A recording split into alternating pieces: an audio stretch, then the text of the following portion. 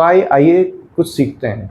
जो इंग्लिश में अल्फ़ाबेट्स होते हैं, फिजिक्स में उनके मतलब अलग अलग हो जाते हैं। जैसे इंग्लिश में अगर आप बात करें स्मॉल जी, कैपिटल जी, तो उनका मतलब एक ही होता है, लेकिन अगर हम फिजिक्स में बात करेंगे तो उनका मतलब अलग अलग हो जाता है।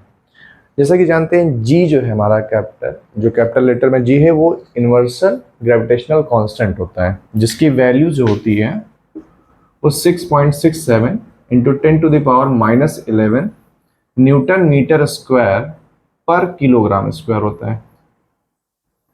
अब स्मॉल जी जो होती है वो एक्सेलरेशन ड्यू टू ग्रेविटी होती है, जिसकी वैल्यू 9.8 मीटर पर सेकंड स्क्वायर होती है।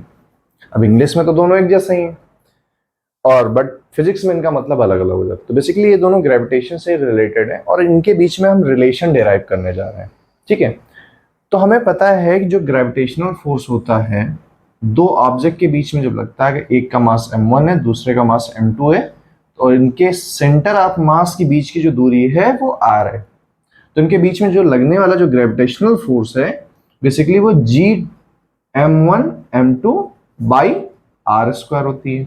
राइट, तो मान लीजिए कोई बंदा अर्थ पे है, उसका छोटू सा मास m है और mass of earth capital m है।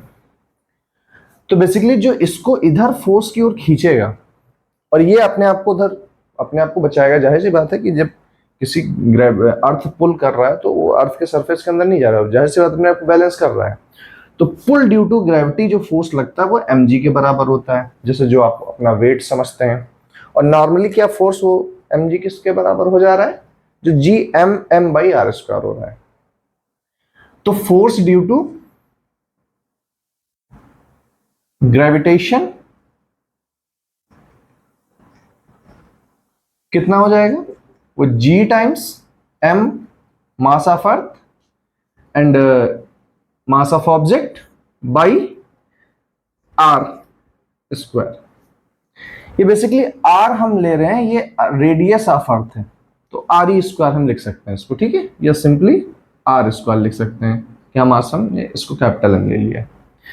ठीक है, ड्यू टू ग्रेविटेशनल पुल, और जब ग्रेविटेशनल पुल की बात करेंगे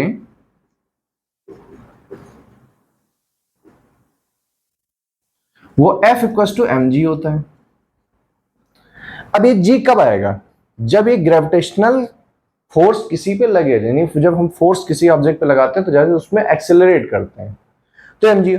तो ये इसकी वजह से लग रहा है, तो यानी कि ये दोनों फोर्स क्या हो जाएंगे, बराबर हो जाएंगे। मान लो ये 1 और ये 2, तो ये दोनों बराबर हो गए। तो mg इक्वल टू क्या मिला, g times m by r square. Right, mm। तो एक m से m कैंसिल हो गया, तो हमें फाइनल g का रिलेशन मिल गया g m by r square. यानी ये फर्क पड़ जाता है, ये दोनों में रिलेशन डेराइव होता है। ठीक है, तो हाउ इट इज सिंपल, बस ये सिंपल सा एक डेरिवेशन। Okay, thank you.